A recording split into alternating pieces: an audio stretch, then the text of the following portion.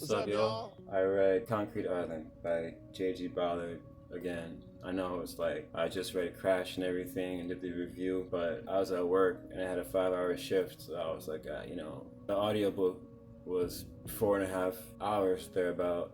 So I figured, I could either listen to the Moneybag Yo tape 5 times or I can listen to this joint. You know what I'm saying? So I listened to that. Okay, the joint starts off with this architect crashing. Okay, second time the book starts with the crashing, right?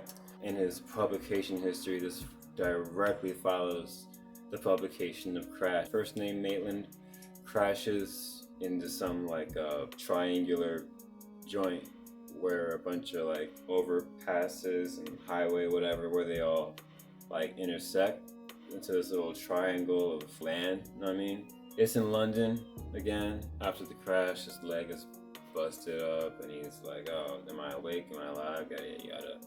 And so he's talking to himself and he learned that he has a wife named Catherine again and a mistress named Helen something or other. So, at this point, listening to the journal, I was like, I get it, bro, it's you. The thing about that, though, is that his wife and his mistress, know about each other, and everyone kind of just knows that he will disappear from his life without any warning. So no one that he knows is going to come looking for him because they're used to him just bailing, you know what I'm saying?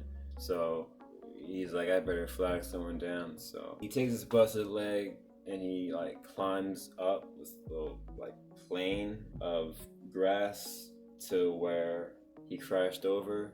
There's little spikes and stuff, and his whole game is to flag someone down so that he'll save him, rescue him. And he goes up there, no one stops to rescue him, you know what I mean? They just blow past him like, oh, some tramp chilling on the side of the road. That's what's up, G. Across the way, he sees a telephone, and he's like, oh, I would go over there and talk to someone, call somebody, but if people come around there and don't see me, I'll get hit. So he goes back down and has all these other ideas to get people's attention. There's this big parallel in the book between him and Robinson Crusoe. That's the whole deal. It's Robinson Crusoe trying to make his own life in this island, right? He gets water from a radiator or something. There's other cars down there that are crashed, and he's got 12, I think, bottles of burgundy wine. He's gonna save it for his wife, but he was like, this is a special occasion, let's crack it open. Little things happen here and there, and he just kind of survives, you know what I mean? Just a little survival thing for a minute. He goes up there to some wall or something and writes help or something. He writes something on the wall, and he goes back later and it's been erased, oh my god, there's a bang at the door! And he goes and sees the place where he crashed, and it looks like someone had fixed it up. He's like, oh my god, there's a bang at the... He lights his car on fire. No one comes in to, see what that's about. He finds a place in the other side of the little island, this little room with stuff. It's a plate and knives and stuff. Then some big guy just comes in from behind him and hauls him off. He wakes up in this girl's little pad, you know what I mean? It's just a little room underground, and she's taking care of him, whatever. She's got a picture of Charles Manson on the wall, Che Guevara, She's, counterculture. How much more counterculture can you get? He's like, oh, am I still on the island? And she's like, is that what you call it, the island? That's funny. He realizes after a while he's still there, and he's like, you gonna call the police? She's like, yeah, we called the police, but then she ain't called the police. The big guy's name is Proctor, and he's got his head bust open from some trapeze act. No one likes him. He's kind of chilling like crap. And the girl is some frosty named Jane, whatever. She's, quick, sharp, cute, redhead. And I can always tell when she's the hot character because Ballard uses the adjective strong for when he's talking about attractive people in his work. The second she moves in with her strong hands, I was like, there you go. This is Ballard's redhead fantasy. It took a while for him to realize that, they're not gonna friggin' call the cops. And after a while, they're like, hey man, you just kind of came up in our world. If we call the cops up in here, and that kind of ruins our thing. We don't want to go back out there, you know what I'm saying? But we didn't know you, you know what I'm saying? So we didn't going up and talk to you or nothing. They were sussing him out for a while. They didn't come out when he burned the car or nothing. But a homeboy Proctor can't read and he hates words. So when he saw all that nonsense, he scribbled it out, all the help me stuff. And then when the thing crashed, he had fixed the dividers so no one would come in peeking. So he becomes like their friend. He becomes a friend of Proctor, and he's always trying to talk to the girl, like trying to get a straight answer out of her, but she don't really do that like that. Since his leg is broken, he can't really walk or go like too well, right? And so he's thinking, how does this girl get in and off the island like that? Because, she comes back and she got, groceries. And he's like, yo, where's the passageway for you to leave? Because I'm trying to get off of this island, you feel me? I'm marooned here. And she never gives him a straight answer.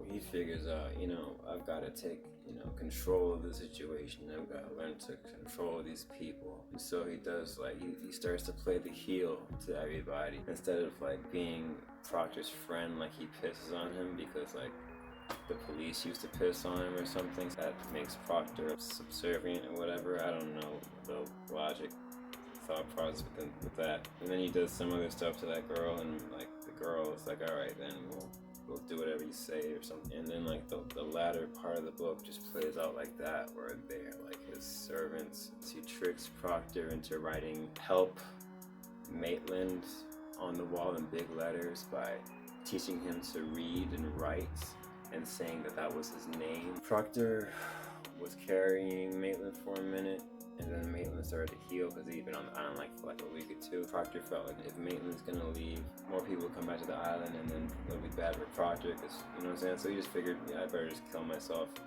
or kill Maitland. So it was some weird scenario where he was gonna kill them both or something. But he ended up only dying on some crazy dumb trapeze stunt where he was on some wire that was attached to a truck, and he got tangled up, and the truck left, and then Proctor went slammed to the wall, and he died. That's the end of Proctor. And then the chick is like, well, this place blows. You really made a wreck of this, so we're gonna leave. We're called, the cops are coming. And it's at this point where Proctor realized, you know what, no, maybe this is my home. The cops come, and he lies low so they don't scope him out. He is able to leave on his own terms whenever he feels like it, but he ain't leaving the island. I know that. You know what I mean? That's not the real slam to the gut. The real nut punch came when you learn about Honey Dip's secret exit. Her little secret passageway off the island is up the freaking green ramp onto the road. Car comes up, stops, and in she goes. Zoom. That's it. MFer. You could have left at any time. And he's thinking to himself at the end how selfish it was of him to think that they were supposed to stop for him, that he didn't have to go off into the street, that he would be rescued in the exact way that he desired to be rescued. That made everything make sense. The island, bro, the island. Another little thing, before the other two popped up, he was thinking about being all by himself growing up as a kid, and how his failed marriage with Christine, it was successful in the way that allowed him to be alone, just like he was as a child, all by himself, and very happy to be so. He set up his whole life thus far to be like that, where people pretty much left him alone. And when everyone started to bow down to him and do his bidding, it made more sense at the very end when I realized the picture that Ballard was trying to paint, with people being trapped by their own patterns of behavior, I don't know, always being in the dark, always being alone, and kind of creeping everybody out. You see, this is my world. I learned that this was me 2014.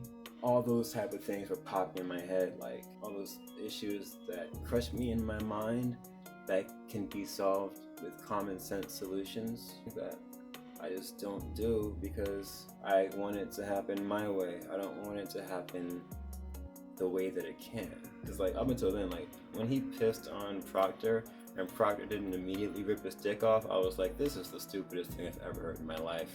But, seeing what he was trying to get at, it fits in context, so I'll allow it. Although, again, with Ballard's writing, really isn't ill, and there was so much of it in the beginning, when it's just Maitland chilling in the car and thinking about his own life. I just couldn't help but think, man, if Octavia Butler had written this, it would be more than palatable. But again, like, there's so much more to chew on this than there was in the parable of the sower. Yeah, I said it. 3 stars. Common sense isn't common because everyone does it. It's common because it works for everyone. Alright, y'all. I'll hit you with the next one when I'm with it. Alright, peace.